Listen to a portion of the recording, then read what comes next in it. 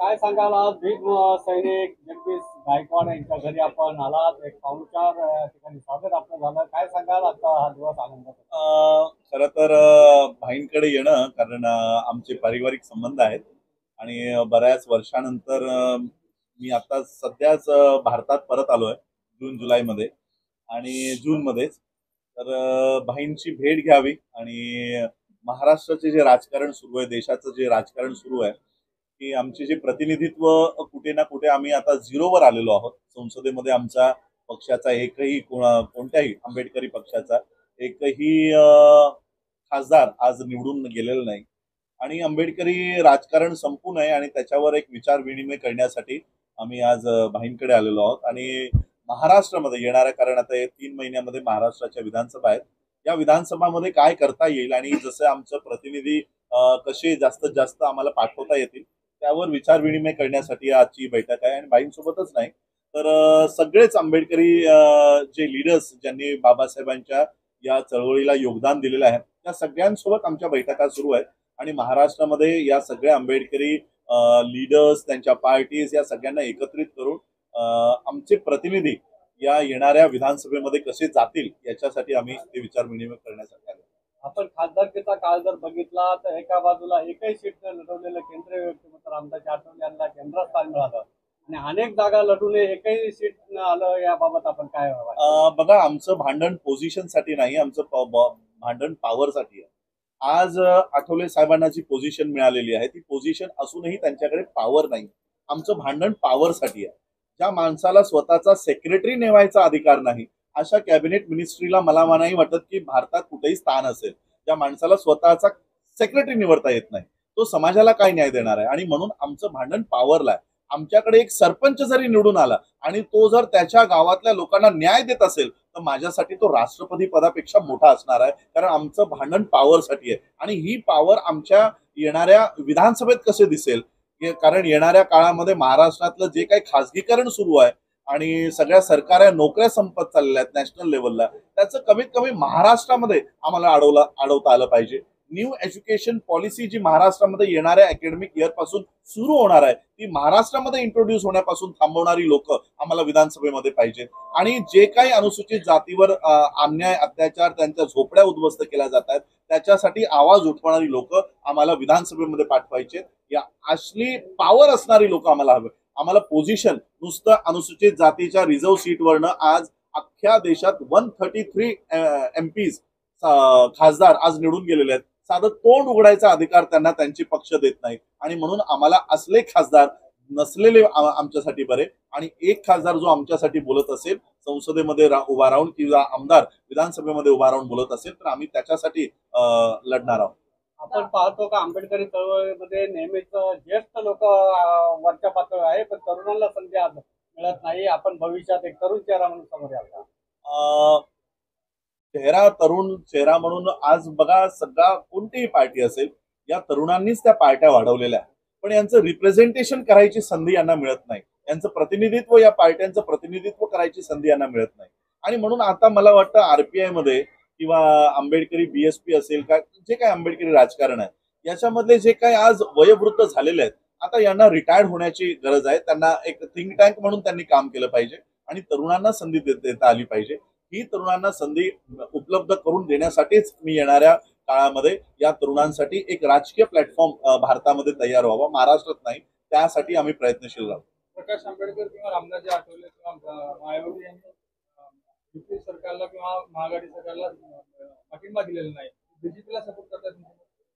पाठिंबा देण्यासाठी त्यांच्याकडे खासदारही नाही आहेत, त्यामुळे त्यांच्या पाठिंब्याची मला वाटतं आता कोणत्याही, ना इंडिया आघाडीला ना एनडीएला, कुणालाही त्यांची गरज राहिलेली नाही. पण ही खूप मोठी शोकांतिका आणि खूप मोठं आम्हाला अनालिसिस करायची वेळ आहे की आमच्या पाठिंब्याची गरज कालपर्यंत, जोपर्यंत आमचा पाठिंबा मिळत नव्हता तोपर्यंत सरकार बनत नव्हतं.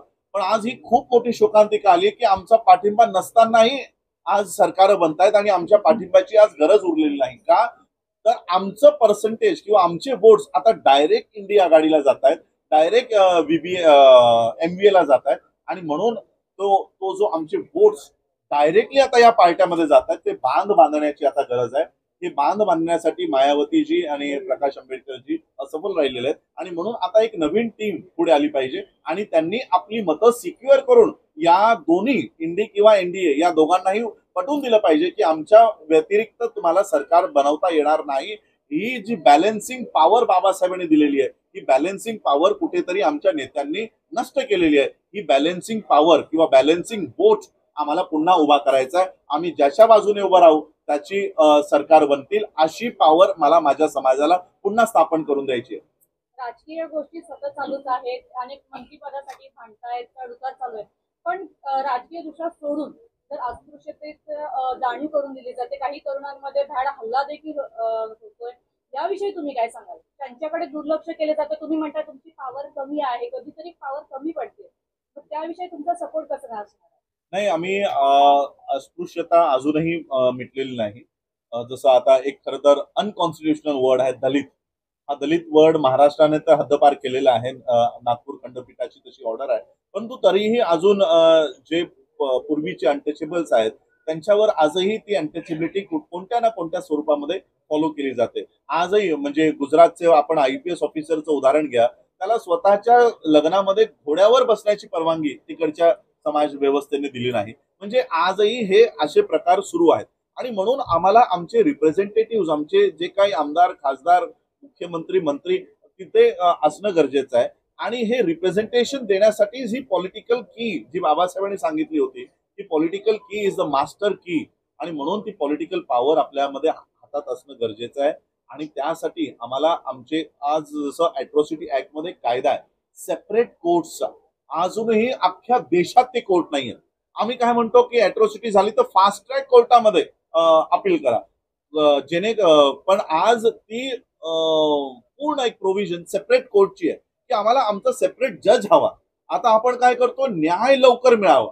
आम्ही न्याय लवकर मिळावा की न्याय प्रॉपर मिळावा याच्यावर आम्हाला आज विचार करणं गरजेचं आहे. आणि सेपरेट कोर्ट उद्या जर आमचे काही प्रमाणात आमदार, आणि आता खासदार तर 5 वर्षानंतरच येतील, पण आमदार जर आमचे काही निवडून आले तर या सेपरेट कोर्ट्ससाठी आम्ही विधानसभेमध्ये लढू. अशा पद्धतीचं आम्ही पॉलिसी बेस राजकारण करू, इमोशन बेस नाही की मी आंबेडकर परिवाराचा आहे, माझ्या पूर्वजांनी देशासाठी एवढं केलं. इमोशन लोकांचे आजही आंबेडकर परिवाराच्या व्यतिरिक्त बाहेर कुठेही नाही.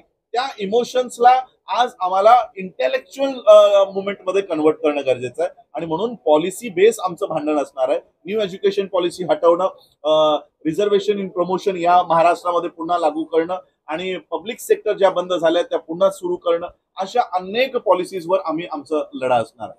आपल्या मीटिंग तुम्ही आयोजित केली, स्वागत झालेलं आहे. या काय खरं तर ही मीटिंग वगैरे अशी नाही. पब्लिक मीटिंग काही नव्हती. मी फक्त एक फॅमिली व्हिजिट करण्यासाठी जगदीश भाईंकडे आलो होतो, कारण मला या क्षेत्रामध्ये जर कोणी इंट्रोड्यूस केलं असेल तर ते जगदीश भाईंनीच केलं. आणि म्हणून महाराष्ट्राचं राजकारण जर आज अशा पद्धतीने खालावत चाललं असेल तर त्याच्यावर काय करता यावं, त्यासाठी आजची फॅमिली बैठक आहे.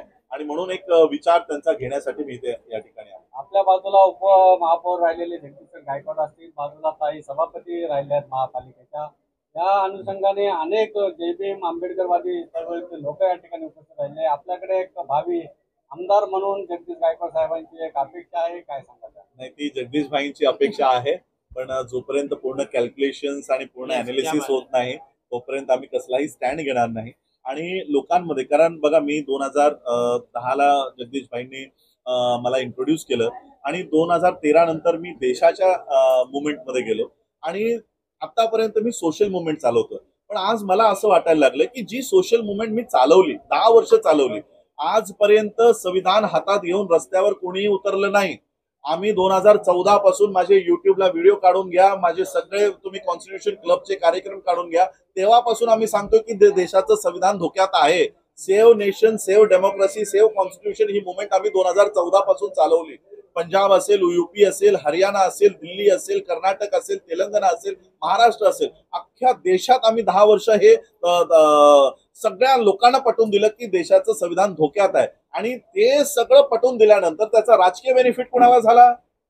म्हणजे 10 वर्ष आम्ही लोकांना जागृत करतोय, देशाचं संविधान धोक्यात आहे म्हणून लोकांना जागृत करतोय, पण त्याचा राजकीय बेनिफिट होतोय काँग्रेसला, त्याचा राजकीय बेनिफिट होतोय एनसीपीला, त्याचा राजकीय बेनिफिट होतोय शिवसेनेला, त्याचा राजकीय बेनिफिट झाला इंडिया आघाडीला. आणि म्हणून आता आम्ही निर्णय घेतलाय, जर आम्ही 10 वर्ष हे काम केलंय तर पॉलिटिकल बेनिफिट पण आम्हालाच मिळाला पाहिजे.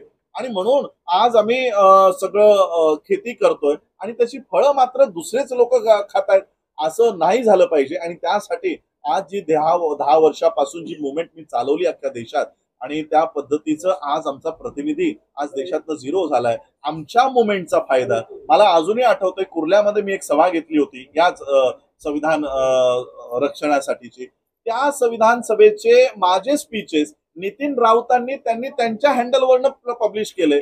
आणि म्हणजे माझं स्पीच जर बीजेपीच्या अगेन्स्ट असेल तर त्याचा फायदा काँग्रेसला होतो. म्हणजे आम्ही जर बीजेपी कशी संविधान हटवणार आहे हे जर लोकांना पटवून दिलं तर लोक वोट देताना राजरत्नाचं बटन तर इथे नाही, मग संविधान कोण वाचवेल तर काँग्रेस वाचवेल, म्हणून त्याला जाऊन बटन दाबतायत.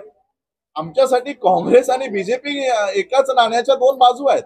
म्हणून आमचं जे मतं पडली पाहिजेत ती आम्ही विचार केला की ही मतं कदाचित बीएसपीला गेली तर बरं होईल किंवा बीबीएला मिळाली तर बरं होईल. पण आताचा जो रिझल्ट आम्ही बघितला, ही मतं आज बीबीएलाही पडत नाहीयेत आणि बीएसपीला पडत नाहीयेत. आणि म्हणून ती मतं आमच्या थालीमध्ये पडावी, त्यासाठी आम्ही ही चर्चा करायला आलेलो. आपण एक युवा नेतृत्व आहात, अभ्यासू नेतृत्व आहात, भविष्यात तुम्ही भावी एक युवा नेतृत्व जनतेचं करणार, आंबेडकर जनतेला आपण काय असं करा?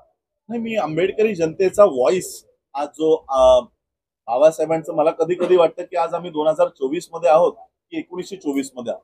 म्हणजे आजही आम्ही मूक झालेलो आहोत, मूक नायक झालेलो आहोत. बाबासाहेबांच्या पहिल्या पेपरचं नाव होतं मूक नायक. आणि आज आमचा व्हॉइस झिरो झालेला आहे. हा व्हॉइस, आंबेडकरी जनतेचा व्हॉइस आम्हाला आतमध्ये पाठवायचा आहे. आज एवढा मोठा आता विधानसभेचे अधिवेशन सुरू होत आहेत, एकही मुद्दा त्याच्यात आमच्यासाठी नाही, एकही त्यांच्या बजेटमध्ये आमचं प्रोव्हिजन नाही, त्यांच्या एज्युकेशन मध्ये आमचं प्रोव्हिजन नाही, आमच्या स्कॉलरशिप बद्दल कसलाही मुद्दा नाही. मग या महाराष्ट्रामध्ये काय आमची संख्याच राहिलेली नाही काय? आम्ही सगळे आमचे प्रश्न सुटलेले आहेत की आता आमच्याकडे कसलंही आमच्यावर आता दुविधा राहिलेली नाही, आमच्या समस्या राहिल्या नाही काय? महाराष्ट्रानं असं झालं असेल तर जाहीर करावं की महाराष्ट्रातल्या एकाही अनुसूचित जातीच्या आता कसल्याही समस्या राहिल्या नाहीत. म्हणून त्यांच्या विधानसभेच्या अधिवेशनामध्ये अनुसूचित जातीचे कसलेही विषय नाही. जयभीमनगरचा एवढा मोठा पवईचा विषय आहे, 750 परिवाराला एका रात्रीत उखडून लावलं, 90 फीटच्या झोपडपट्ट्यांचा विषय आहे, अख्ख्या महाराष्ट्रामधल्या या झोपडपट्ट्यांचा विषय आहे, अख्ख्या महाराष्ट्रातल्या स्कॉलरशिपचा विषय आहे, अख्ख्या महाराष्ट्रातल्या न्यू एज्युकेशन पॉलिसीचा विषय आहे. नीट नावाची ती परीक्षा आज 10 लाख द्या, 15 लाख द्या, पेपर घ्या आणि सोडून आणा, अशा पद्धतीने अक्षरशः ब्राह्मणीशाही आज IAS IPS बनवण्याच्या याच्यात निघालेले. एक माणूस विरोध करत नाही. काय महाराष्ट्रामध्ये अनुसूचित जातीसाठी रिझर्व असलेली एकही सीट नाही. आज एवढ्या सीट पैकी एकही आमदार बोलत नाही. मी तुमच्या माध्यमातून काँग्रेसला आणि बीजेपीला हे विनंती करू इच्छितो की खरंच जर ते एका बापाची औलादी असतील तर अनुसूचित जातीच्या जागेवरनं एकही उमेदवार उभा करणार नाही. बीजेपी जी रिझर्वेशनच्या विरोधात आहे, बीजेपी जी आरक्षणाच्या विरोधात आहे, बीजेपी जी संविधानाच्या विरोधात आहे, मग जर तुम्हाला आरक्षण नको आहे, सगळं जर तुम्ही प्रायव्हेट करता, मग सीट आरक्षित कशी चालते तुम्हाला? त्या आरक्षित सीटवरनं तुम्ही तुमचा उमेदवार का उभा करता? जर बीजेपीच्या सीटवरनं एखादा आरक्षित जागेवर जर कुणी उभा राहत असेल तर तो एका बापाचा नाही, एका बापाचा नाही का? कारण तुम्हाला एकीकडे तुम्ही संसदेत आरक्षणाचा विरोध करता आणि सीट मात्र आरक्षित हवी. आणि ज्या काँग्रेसच्या याच्यामध्ये डिलिंगमध्ये गांधींसोबत बाबासाहेब आंबेडकरांचा जो तोडगा निघाला, गांधींनी कबूल केलं की या सीट्स आम्ही तुम्हाला देत आहोत. मग जर तुम्ही या सीट आम्हाला दिल्या आहेत, मग तुम्ही तुमचा प्रतिनिधी का उभा करता? या ज्या सीट आमच्यासाठी आहेत, आमच्या हक्काच्या आहेत, लढलेल्या, बाबासाहेबांनी याच्यासाठी लढा दिला, राऊंड टेबल कॉन्फरन्स मध्ये 3-3 वर्ष भांडलेत आणि जे आज आमच्या पदरात मिळालंय ते पण तुम्ही हिसकावून घेता. असे कसले नालायक पार्ट आहेत या काँग्रेस आणि बीजेपी. खरंच जर ते त्यांच्या आयडियोलॉजीला मानत असतील तर त्यांनी SCच्या सीटावर एकही उमेदवार उभा करू नये आणि आंबेडकरी पार्टीला, आंबेडकरी रिप्रेझेंटेशनला या दोघांनी पाठिंबा दिला पाहिजे की चला तुम्ही तुमचं रिप्रेझेंटेशन मागा. आमच्या ताटातलं तुम्ही खाताय, आमच्या अधिकारातलं तुम्ही खाताय. हे कुठेतरी आता थांबलं पाहिजे. एकंदरीत आंबेडकरी चळवळीचा जर इतिहास बघितला की आंबेडकरी चळवळीतल्या अनेक लोकांनी इतर पक्षातल्या लोकांना टार्गेट केलेलं आहे की या पक्षामध्ये घराणेशाही चाललेली आहे, या पक्षामध्ये भावनिकता चाललेली आहे. तर एकंदरीत आज जी सध्याची परिस्थिती आहे की आंबेडकरी समाज हा कुठे ना कुठेतरी भावनिकतेवरती आणि घराणेशाहीमध्ये गुंतला आहे का? सगळ्यात जास्त घराणेशाही ही रिपब्लिकन मुवमेंटमध्ये आणि BSP मुवमेंटमध्येच आहे. सगळ्यात जास्त. ज्या मान्यवर काशीरामने एक साध्या मुलीला उचलून तिचा BSPचा सर्वेसर्वा केला, की तिचा सर्वेसर्वा त्याच्याच घरातला माणूस शोधते, तोही कुठेतरी परदेशात शिक्षण घेतोय, त्याला बोलावून, ज्याला 2 शब्द बोलता येत नाही, तर का माझ्या भावाचाच मुलगा इथे बसला पाहिजे? का BSP मध्ये दुसरी लिडरशिप नाही? सुरेश माने सारखा एवढा इंटेलेक्च्युअल आणि कॉन्स्टिट्यूशनवर PhD असणारा माणूस आज BSPच्या बाहेर आहे. आज त्याच RPIच्या मुवमेंटमध्ये गवईंनी, रासू गवईंचा आज मुलगा RPI वर काबीज झाला आणि त्या पद्धतीने आज RPI मुवमेंट असेल, BSP मुवमेंट असेल, ही घराणेशाहीने आहे. आणि आज तुम्ही म्हणत असाल की तुम्ही पण आंबेडकर आहात, तुम्ही पण आज घराणेशाहीनेच पुढे येत आहात, तर मी आत्ताच लोकांना जाहीर करतोय, मी आंबेडकर परिवारातला आहे किंवा मी माझ्या नावामागे आंबेडकर आहे म्हणून जर तुम्ही माझ्या मागे येत असाल तर बिलकुलही यायची गरज नाही. आंबेडकर म्हणून माझ्या नावामागे येत असाल तर बिलकुल येऊ नका. पण मी बाबासाहेबांच्या विचारांचा जर असेल तरच माझ्या पाठीमागे या, विचारांचा नसेल तर माझ्या मागे यायची गरज नाही. मी नेहमी माझ्या भाषणात या घराणेशाहीवर बोलत असतो आणि मी लोकांना सांगत असतो की आंबेडकर परिवार 4 लोकांचा परिवार नाही, बाबासाहेबांचा परिवार त्या काळातला, तेव्हा 9 कोटींचा परिवार म्हणून आपण म्हणायचो. आता तो 9 कोटीचे 90 कोटी झाले असतील, 9चे 10 कोटी झाले असतील. म्हणून हा बाबासाहेबांचा परिवार हा 2 मुलांचा नाही, यशवंत आणि मुकुंद हे बाबासाहेबांचे खरं वारीस नाही आहेत. बाबासाहेबांचा खरा वारस हा समाज आहे. पीपल्स एज्युकेशन सोसायटी असेल, बुद्धिस्ट सोसायटी ऑफ इंडिया असेल, जे काही बाबासाहेबांच्या शेवटच्या संस्था होत्या, बाबासाहेबांनी कधीही आपल्या मुलांना त्याच्यावर नेमून नाही गेले की ही संस्था माझे हा मुलगा चालवेल आणि ही संस्था माझा हा मुलगा चालवेल. आणि म्हणून आज घराणेशाही जर या आंबेडकरी मुवमेंटमध्ये घुसत असेल तर आम्हाला त्याचा विरोध करावा लागेल. हा आंबेडकर परिवारातला आहे किंवा हा मायावती परिवारातला आहे म्हणून तो जे काय बोलतोय ते खरंच असेल, हे आधी भारताच्या, महाराष्ट्राच्या जनतेने आता थांबवलं पाहिजे. जर तुम्ही आंबेडकरी विचाराचे नाही तर तुमचं आमचं नातं नाही, हे लोकांमध्ये आज आम्हाला सुरुवात करून दिली पाहिजे. अज्ञातवास संपला. अज्ञातवास म्हणजे अज्ञातवासात मी कधीच नव्हतो. मी याचं एक उत्तर देऊ का? मी एक उत्तर देतो. बघा, सिंह जर 4 पावलं मागे जात असतो ना, तर तेव्हा तो एक मोठी झेप घेण्यासाठी तो मागे जातो.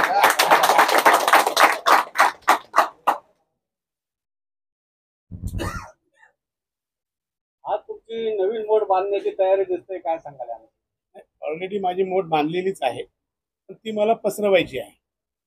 ओके.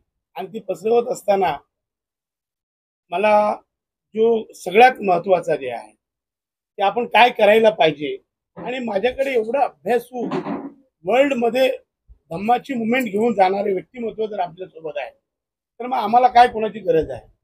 मगाशी जो विषय आपण मांडला, तर आता लोकांना विचाराची गरज आहे आणि आम्हाला अन्यायाच्या विरुद्ध लढायचं आहे. आणि आज आपण पाहिलात की आमचे जे काही सिनियर लीडर आहेत, उदाहरणार्थ प्रकाश आंबेडकर असतील, मायावती जे असतील किंवा आठवले असतील, आज पहा यांना कुठे ना कुठेतरी दाग लागलेला आहे. पण निष्कलंक लीडर जर कोण होऊ शकतो तर त्यांचं नाव राजरत्न आंबेडकर आहे. म्हणजे भारतामध्ये आपण कुणालाही कुठेही विचारलात तर राजरत्न आंबेडकर एक नवीन स्पिरिट आहे. आणि तरुणांमध्ये असंख्य तरुणांची इच्छा आहे की आता आमच्यावरती अन्याय हजारो वर्ष होत आले, परंतु अन्यायाला वाचा फोडण्यासाठी कोण आमच्याकडे आहे, तर आमच्याकडे डॉक्टर राजरत्न आंबेडकर साहेब आहेत. आणि म्हणूनच आज समाज महाराष्ट्रातल्या या सगळ्या 72च्या लीडर लोकांना फेकून देणार आहेत आणि राजरत्न म्हणजे यांना घेऊन अख्खा महाराष्ट्र आणि भारत देश त्यांच्या सोबत राहणार आहे ऑलरेडी. परंतु आम्हाला राजकीय वाटाघाटीमध्ये काय आता करायचं आहे, आदरणीय आंबेडकर साहेबांनी आपल्याला सांगितलेलं आहे. त्या संदर्भात माझा जो काय हातखंडा आहे, माझा राजकीय जो काय अनुभव आहे, त्याचा उपयोग नक्कीच जसा विद्याताईला ज्या वार्डात किंवा पनवेलमध्ये होतो त्याच्यापेक्षा महाराष्ट्रात आणि भारतात माझं एवढं नाही, पण महाराष्ट्रात प्रत्येक जिल्ह्यामध्ये माझं संघटन आहे, माझी मित्रमंडळी आहे. माझ्याकडे केवळ बुद्धिस्टच नव्हे तर इतर सर्व समाजाची लोक आहेत. आगरी असेल, कोली असेल, भंडारी असेल, तेली असेल, मुस्लिम असेल, शीख असेल, धनगर असेल, मराठा, सगळ्याच समाजाची लोक महाराष्ट्रात मला जुडलेली आहेत. तर नवीन क्रांती घडवण्यासाठी आपण काहीतरी केलं पाहिजे. आणि या रायगड जिल्ह्यामध्ये बाबासाहेब आंबेडकरांनी 20 मार्च 1927 साली जी क्रांती केलेली आहे, त्या क्रांतीचीच वणवा घेऊन आदरणीय राजरत्न साहेब संपूर्ण देश फिरत आहेत. आदरणीय मुकुंदराज आंबेडकर साहेब यांनी आम्हाला जी शिकवण दिलेली आहे की बघा अन्यायाच्या विरुद्ध लढलं पाहिजे. मी कालच माझ्या या तरुण वकील साहेब वगैरे सगळे बसलो होतो, त्यांनी जो मला अनुभव काय आहे त्यांच्यावरती झालेल्या आंदोलनाच्या केसेस मी सांगितले, भीमा कोरेगावच्या केसेस आहेत, आमच्या मुलांना नोकऱ्यांचा प्रश्न आहे, आमचे अनेक प्रश्न आहेत, आमच्या कुटुंबाला मारहाण होते. आता भेवंडीचा जो प्रश्न आहे, तरुण मुलाची मर्डर झाली. मी जेव्हा ऍक्टिव्ह आहो या रायगड जिल्ह्यात ऍट्रॉसिटी ऍक्टच्या केसेस झालेल्या नाहीत, कारण मी जसाच तसा उत्तर देतो. माझ्या कार्यकर्त्याला मारला तर माझे कार्यकर्ते त्याला मारतात. आणि म्हणून या जिल्ह्यात सर ऍट्रॉसिटी ऍक्टचं प्रमाण हे फक्त पैसे घेऊन काय तुरळक म्हणजे जे थोतांड आहेत तेच करू शकतात. आणि तेही बाबासाहेबांच्या मुवमेंटमध्ये नाहीत. ते काही काँग्रेसमध्ये आहेत, ते काही इकडे आहेत, ते काही तिकडे आहेत. तो माझा पार्ट नाही. परंतु या जिल्ह्याला सलोखा ठेवण्याचं काम, हा जिल्हा सक्षम बाबासाहेबांचे मुलं इथं 7-12 जो मिळाला आहे तर रायगड ठाणेकरांना तो डॉक्टर बाबासाहेब आंबेडकर, नारायण नागू पाटील यांच्या मुलं मिळालेलं आहे. इतकी जी खोतीची शेतीची लढाई आहे की बाबासाहेब लढल्यात. चिरनेर जंगल सत्याग्रहाची केस बाबासाहेब लढल्यात. आपल्याला या रायगड जिल्ह्याचा इतिहास पूर्ण माहिती असेल आणि म्हणून या इतिहासाला उजाळा देण्याचं काम आता मला वाटतं आदरणीय राजरत्न आंबेडकर साहेब या महाराष्ट्राला देशाला देतील. त्याची पूर्ण तरुण आज जे तरुण आहेत ते सगळे आदरणीय परवा तुम्ही हिरानंदीचं आंदोलन साहेबांनी बघितलं, 2 दिवस साहेब तिथेच होते. म्हणजे हे फक्त आता अन्यायाच्या विरोधात बघा जे बिग लीडर आहेत त्यांना आता आम्ही खरं ते संपलेले आहेत. कोण मागून जातोय तो कोण पुढून जातो, हे सगळे यांच्या कमिटमेंट फेल झालेले आहेत. मला विश्वास आता आमचा समाजाचा आणि धम्माचा जो विश्वास आहे ते इंटरनॅशनल लेवलला आदरणीय राजरत्न साहेब काम करतात. त्यांना वेळ कमी पडते. मी त्यांना विनंती केली आपण बसायचं आहे. आमचं कौटुंबिक नातं आहे. जसं ते माझ्यासाठी माझे भाऊ आहेत, त्यांचे वडील माझ्यासाठी आदरणीय वडीलच आहेत. पण त्यांच्या या सगळ्या आम्हाला दिलेले जे बारकावे आहेत ते घेऊन आता, कारण आज चळवळ संपलेली आहे. चळवळ आमच्या नेत्यांनी संपवलेली आहे, गहाण ठेवलेली आहे एक आतून पाठिंबा देतो, एक बाहेरून करतो. मग आता कुठेतरी आम्ही रस्त्यावर उतरलं पाहिजे आणि आंदोलन आम्हाला हे उभारायचं, आमचं आंदोलन हे आमच्या मुलांना आम्हाला न्याय द्यायचा आहे, तरुणांना न्याय द्यायचा आहे. मला का माझ्या मुलांना नोकरीला लावायचं नाही, माझ्या मुलांना नोकरीची गरज आहे का तर नाही, परंतु माझ्या मुलांसारखे अनेक मुलं बेरोजगार आहेत, अनेक प्रश्न समाजाचे आहेत. आमच्याकडे गायरानीचे प्रश्न आहेत, महारवतनी जमिनीचे प्रश्न आहेत, शिक्षणाचे प्रश्न आहेत, स्कॉलरशिपचे प्रश्न आहेत, एज्युकेशनचे प्रश्न आहेत, भरत्या नोकर भरत्यांचे प्रश्न आहेत, प्रायव्हेटेशन झालेलं आहे, सगळं क्षेत्र प्रायव्हेट झालेलं आहे. अनेक प्रश्न घेऊन आदरणीय राजरत्न आंबेडकर साहेब या देशाची फाईट जी झुंज देतात त्या खऱ्या अर्थाने त्या आम्ही सर्व तरुणांनी त्यांच्या सोबत राहिलं पाहिजे. मी त्यांना नेहमीच सॅल्यूट करतो आणि करत आलेलो आहे. जरी त्यांचा मोठेपण आहे की जगदीश गायकवाडनी मला राजकारणात, त्यांचा मोठेपण आहे. आम्ही राजकारणात आणणारे कोण? तुमच्याच वडिलांनी, तुमच्याच आजोबांनी आम्हाला जीवन जगण्याचा मार्ग दिलाय, त्या मार्गावर आम्ही आहोत आणि म्हणून आम्ही आपल्या सोबत आहोत.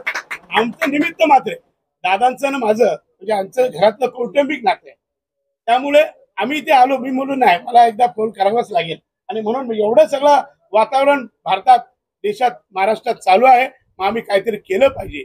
आम्ही बाबासाहेब आंबेडकर, खरे आंबेडकर घेऊन जगदीश गायकवाड आता या रायगड ठाण्यात उतरलेला आहे, कोकणात उतरलेला आहे.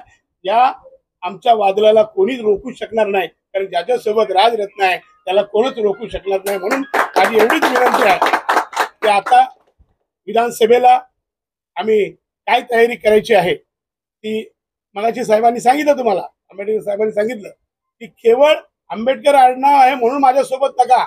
ते कॅलिबर आहेत, त्यांची पॉवर आहेत, ते इंटेलिजन्स, ते एवढे तज्ज्ञ आहेत, हुशार आहेत. एक एक त्यांनी आर्टिकलवर त्यांनी या ठिकाणी काम केलेलं आहे. आम्ही बघितलं आठवले साहेब 15 वर्ष केंद्रात आहेत. किती?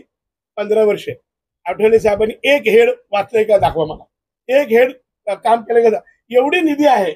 आणि आमचे 4 खासदार गेले होते, एकदा 4 खासदार गेले, त्याच्यावरती 2 गेले, त्याच्यावरती मागच्या दाराने जायची सवय लागली 15 वर्षे, ते गेलो. त्यामुळे साहेब आपण म्हटल्याप्रमाणे यांना बोलता येत नाही, यांना बोलू देत नाही, यांना यांचे सचिव नियुक्त करण्याचा अधिकार नाही, कारण यांचे सचिव नियुक्त केले तर पोटे फुटतील, ही परिस्थिती निर्माण झालेली आहे. म्हणून आता बाबासाहेब आंबेडकरांचे विचार, त्यांच्या पंतूला जिवंत ठेवण्याची वेळ आलेली आहे. नाही त्यांचं शिक्षणाचं वय आहे, साहेब एज्युकेटेड पर्सन आहे, शिक्षणात घ्यायचं होतं, परंतु ही वेळ समाजाला कुठेतरी तारलं पाहिजे. आणि म्हणून आज राजरत्न आंबेडकर साहेब ही संबंध महाराष्ट्रभर आणि देशात फिरत आहेत. आपण पाहत असाल त्यांची त्यावेळी जसंच तसं तुम्हाला उत्तर जेव्हा देतात ते त्यांनी खूप उपजले आहे आणि हे सगळं त्यांनी भोगलेलं आहे. आणि भोगल्यानंतरच आज समाज पूर्ण त्यांच्या सोबत आहे. आज देशात, राज्यात ज्या परिस्थिती निर्माण होतात त्या परिस्थितींना तोंड एकच युवा नेतृत्व देऊ शकतो, त्यांचं नाव डॉक्टर राजरत्न आंबेडकर साहेब आहे. बाकी कोणी आम्हाला दिसत नाही. त्यामुळे सगळे बघा, आता इथं पण 4-5 वकील आहेत, सगळी पोरं, ही सगळी यंग जनरेशन पूर्ण राजरत्न साहेबांच्या सोबत आजही आहे, उद्याही असेल आणि परवाही असेल. हेच आजचा माझ्या घरगुती बैठक आहे. आज खरं म्हणजे काय प्रेस नव्हती, मी आमच्या कामलेला फोन केला की बाबा फक्त साहेब येतात आणि सागरला फोन केला आणि तुम्ही सगळी मंडळी आलात. आज फक्त कौटुंबिक चर्चा आहे आणि या कौटुंबिक चर्चेला साहेबांनी मला वेळ दिला, हेच आमच्यासाठी खूप मोठी गोष्ट आहे. आणि म्हणून आता पुढच्या भविष्यामध्ये या 3-4 महिन्यात जे काय घडवायचं आहे ते घडवण्याची तयारी. मात्र आज सीताई मंगल दिवस म्हणजे गोविंद चाऊ गायकवाड, जसं गोविंद महाराज नाव तुम्ही चळवळीत ऐकलं तर गोविंद चाऊ गायकवाडांच्या घरातून सुरुवात होते, याचा मला सार्थ अभिमान.